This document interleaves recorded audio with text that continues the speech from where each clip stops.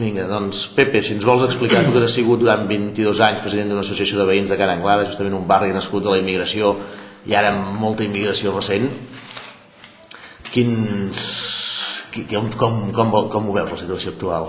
Bé, la situació actual, i jo em centraria en el barri de Ca n'Anglada perquè és un barri molt més sensible en el sentit dels fets que van ocórrer a l'any 99 i per això qualsevol problema relacionat amb la immigració, Ca n'Anglada és un punt de referència.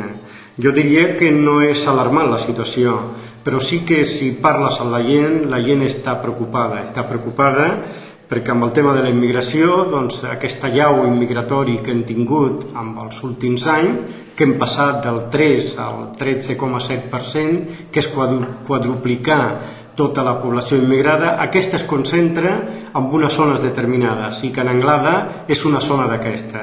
Per això la gent està molt a flor de pell de qualsevol problema relacionat amb la immigració, doncs que s'ha d'intentar de buscar mesures per buscar solucions, no solucions totals i efectives, però sí per millorar la situació actual. Jo diria que en un principi aquestes mesures haurien d'anar enfocades amb el tema de la vivenda, amb el tema de l'educació. El tema de la vivenda perquè hi ha problemes de massificació. Trobem que hi ha pisos que viuen entre 15 i 20 persones. 15-20 persones que no tenen recursos per poder anar a viure en un altre lloc i s'han de rellogar, han de viure en aquestes condicions, i la vivenda és un dret que tots hem de tenir i és un problema que ens afecta a tots, i amb aquestes persones necessiten aquest temps d'intimitat, de descans, i al no tenir-ho això crea problemes amb els altres veïns de convivència.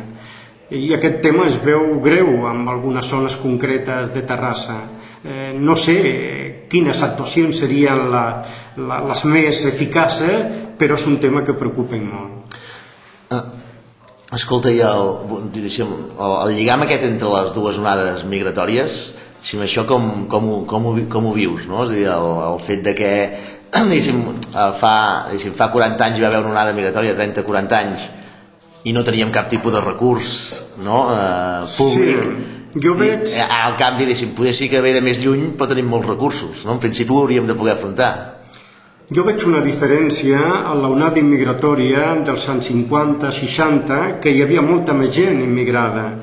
El que passa que van arribar i no van conviure amb l'altra gent autòctona d'aquí perquè estaven vivint i van buscar d'anar a viure en unes zones que no hi havia ningú. Allà van fer les nostres pròpies vivendes. I el que sí que hi havia era un punt que ens unia a tots i que ens aglutinava, ens reuníem per lluitar per un futur millor.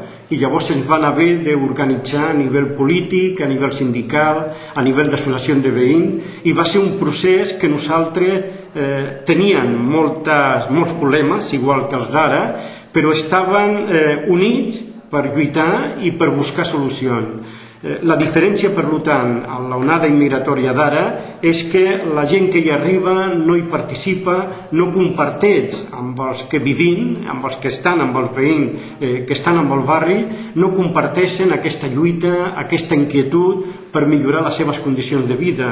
Són com comunitats que estan separades a part. Ha d'haver més convivència, ha d'haver més punts d'unió, de participació. I això és un problema que tant afecta als que venen com als que estan aquí.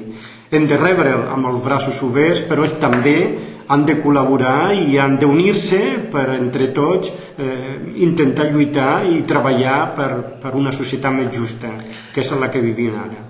Pepe, de les coses que normalment tu planteges i defenses, sempre n'hi ha una que m'ha cridat l'atenció, sobretot pel teu origen, que és la sensibilitat aquesta que manifestes molt sovint per la llengua catalana, no?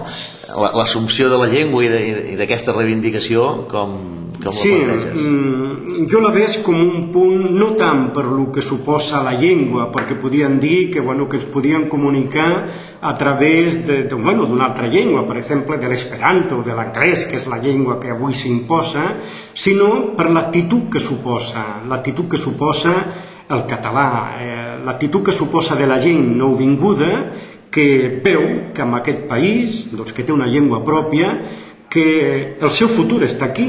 Això no vol dir que tu hagis de trencar, d'oblidar-te dels teus orígens, però si vols quedar-te aquí, si vols viure aquí, els teus fills han de viure aquí, tu has de tenir respecte en principi, per un respecte que es veu molt visible, és la llengua. Llavors, aquesta actitud d'interessar-se i d'intentar parlar el català, hi ha darrere no solament la forma oberta de la llengua, sinó una actitud d'integració i de respecte. Per això hem creat ara, a Terrassa, aquesta delegació de veu pròpia, que és una associació que ja es va crear l'any 2002 a Barcelona i que està formada per persones que no tenien el català com a llengua originària, evidentment perquè els nostres orígens, la nostra família no és d'aquí, de Catalunya, però que tots sí hem fet el pas d'adoptar el català com a llengua pròpia.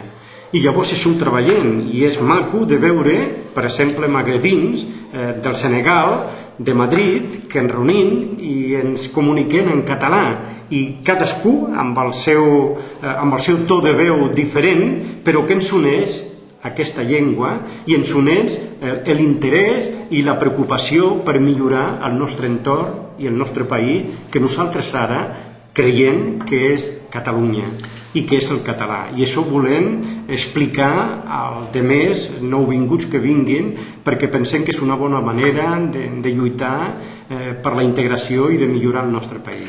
Finalment, última pregunta. Tu que vens d'una barriada d'arrels populars i d'arrels treballadores i a més de militància, ara no sé si el PSUC o l'entorn, el paper del catalanisme d'esquerra i de l'independentisme, penses que aquest trajecte cap a l'independentisme, això és possible i necessari, no? Bueno, és una opció política, una més, em penso que totes són viables. El que sí que veus és que, tal com està avui dia la situació, els problemes, el que més ho detecta és la gent que ho viu, la gent que estem aquí. Per tant, hem de ser nosaltres el que hem de tenir el poder per controlar, per dirigir, per organitzar, perquè sabem que la gent de fora, la gent que és fora de Catalunya, el govern central, la veritat és que no detecta els problemes com ho detectem nosaltres. Per tant, una Generalitat amb un poder, amb un país que ell mateix decideixi com vol ser i que ell mateix decideixi els seus problemes, com ho vol solucionar, em penso que és l'ideal. I si això es diu independència, digue-li com vulgui, però és la millor manera de la solució d'aquest problema. Molt bé, moltes gràcies.